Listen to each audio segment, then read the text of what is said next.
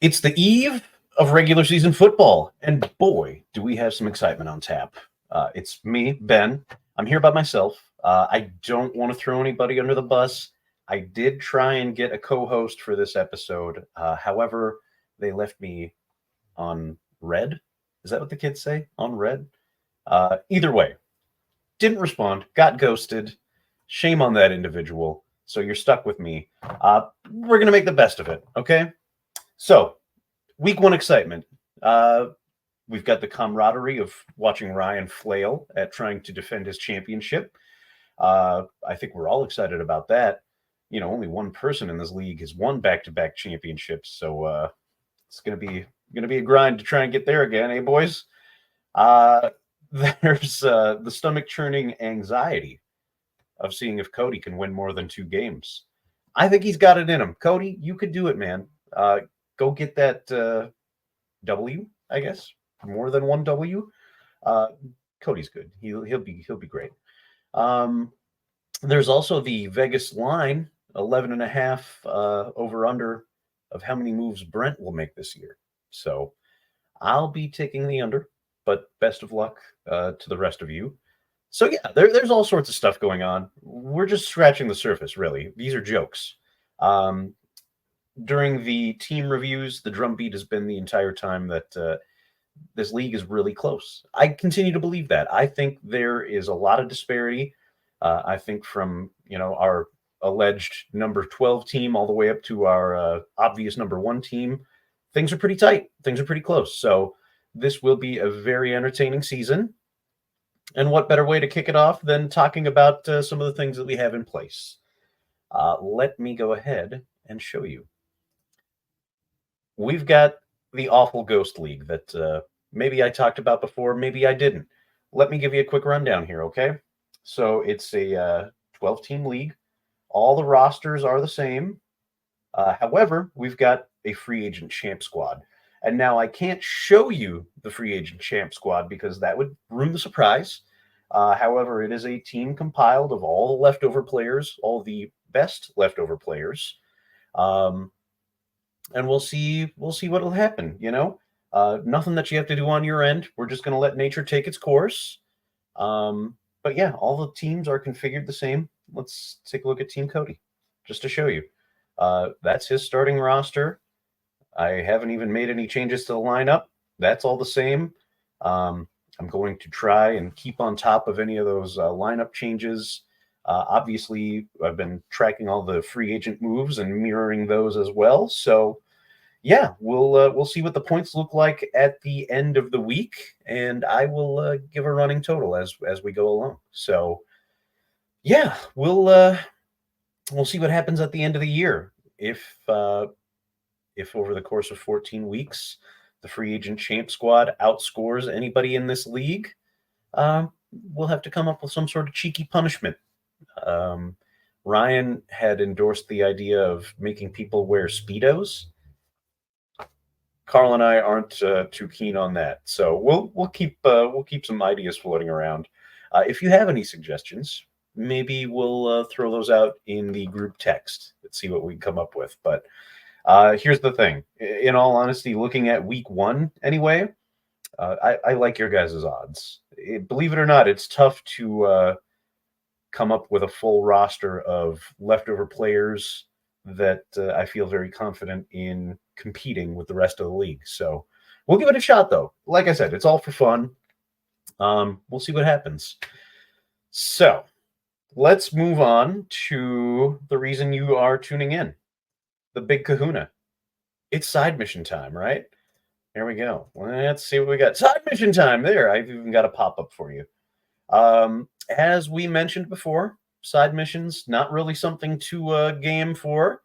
We're just going to call out what that particular side mission is and track it, and we'll see what happens. So, I think we're up to a $9 per week side pot. Ryan or Carl can correct me on that, but yeah, at the end of the year, just win as many of these things as you can, and maybe it'll go towards your buy-in next year. Here we go. Yeah, the drum roll is great.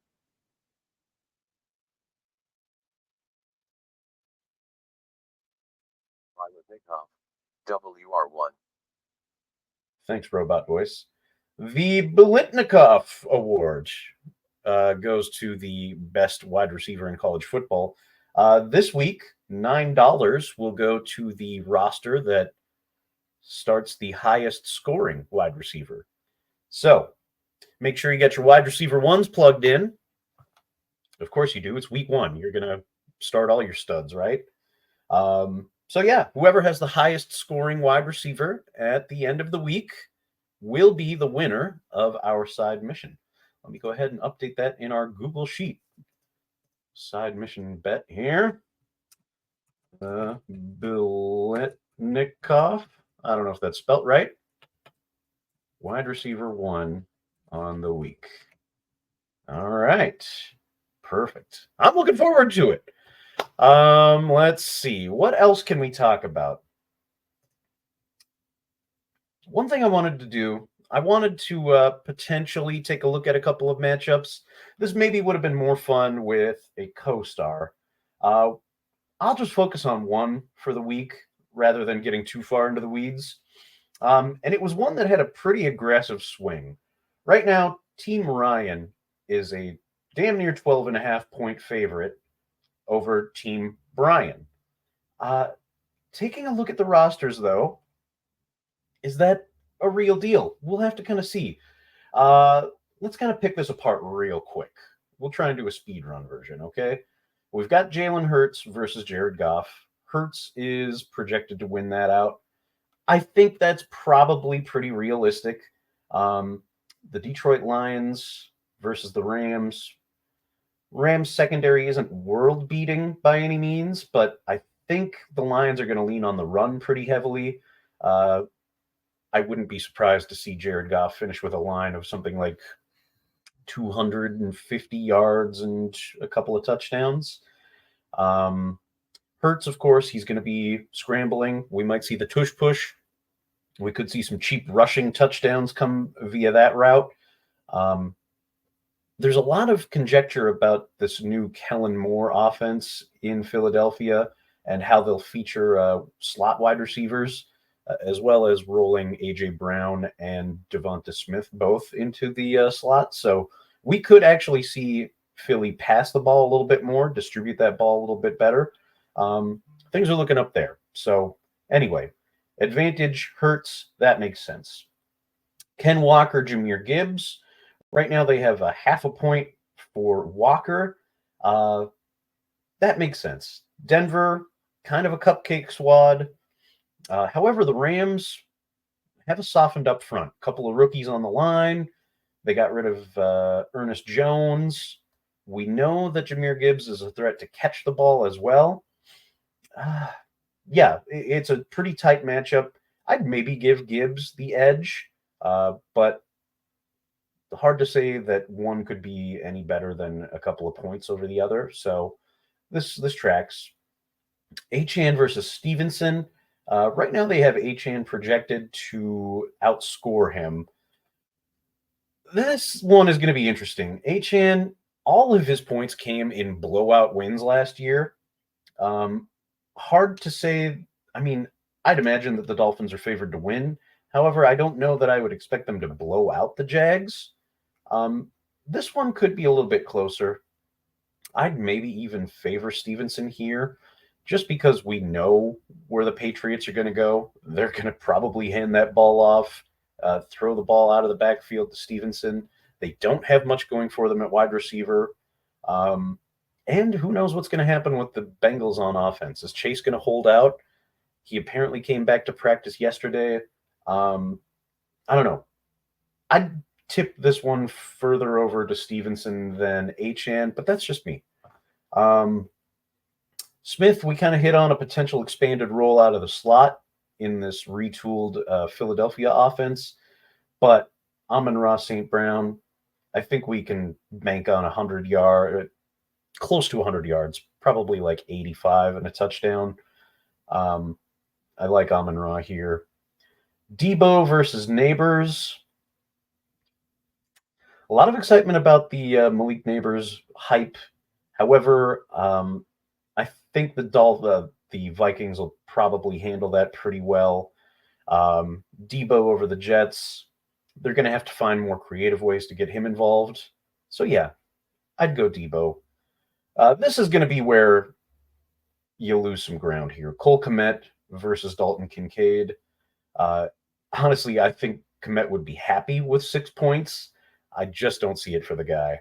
I could see Kincaid blowing out that 10-point projection.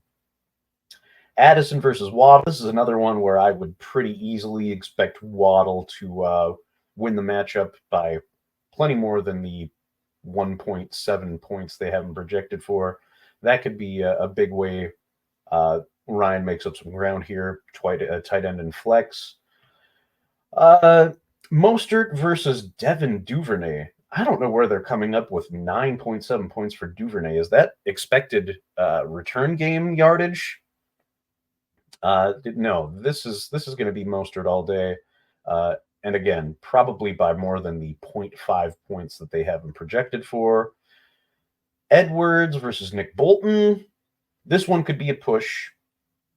Devin Lloyd versus Terrell Bernard. Oof.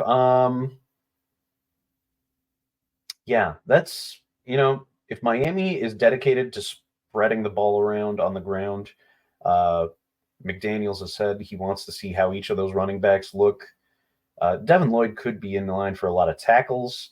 However, Bernard versus the Cardinals, that feels like a better matchup for him on paper. Yeah, I'd probably go Bernard here. Will Anderson, I think, is being grossly underrated here. 5.6 points. I think the Texans' defensive line in general are going to be contenders for churning out a defensive player of the year. And Anderson probably over Hunter in that regard. So, yeah, I'm definitely going Will Anderson here to have a really big not debut. He debuted last year, but a really big week one, kind of establishing himself as one of the top 5 edge defenders. I could easily see a sack and a few tackles there. So give me Anderson. We've got Karlaftis versus Hubbard. Again, I want to say that Karlaftis is going to have a pretty big game here. Baltimore is going to run some more. He's going to have his work cut out for him on the edge. However, if you look back at some of their biggest games last year, Karlaftis really came on late in the year. And when they played the Lions week 1, a team that runs the ball pretty heavily, he had something like 7 tackles. So I could see Karlaftis having a big game here. Much more so than Sam Hubbard, who I think they're going to have this game well under control. They might end up rotating some players in, so could be a relaxed day for Sam Hubbard. Snead versus McKinney. We talked about this earlier in the year. I don't think McKinney's role in Green Bay is going to play out quite the same as it did in New York, where he was basically lining up as a linebacker each play. If Snead can get his hand on a couple of balls, tip some passes, that's going to roll his way pretty quickly. And they're playing rookie Caleb Williams, so I might go Snead on this one. Love versus Branch. Yeah, I think they have it here. I think Branch outscores Love pretty easily. Pace versus Devin White. Look, Devin White is honestly the worst tackling linebacker. Oh, what's this? Worst tackling linebacker in the NFL. You know what? I'm not even going to say it out loud. We'll have to see if he catches it. Then we've got the last matchup, Christian Wilkins versus Jack Campbell. There's word that Campbell might have the green dot. I guess I'm not sure if that's confirmed or not. If that's the case, yeah, he probably runs away with this one. If it plays out like it did last year, where he's linebacker 2, linebacker 3, and kind of in a rotation, Wilkins could blow up and have a pretty big game. We know the Chargers are going to run a lot. Wilkins has Max Crosby on the other side of him, so obviously they're going to roll some protection that way. Wilkins could have a sneaky good year playing for the Raiders. So, I don't know. You tell me, 12.5 points, that seems aggressive.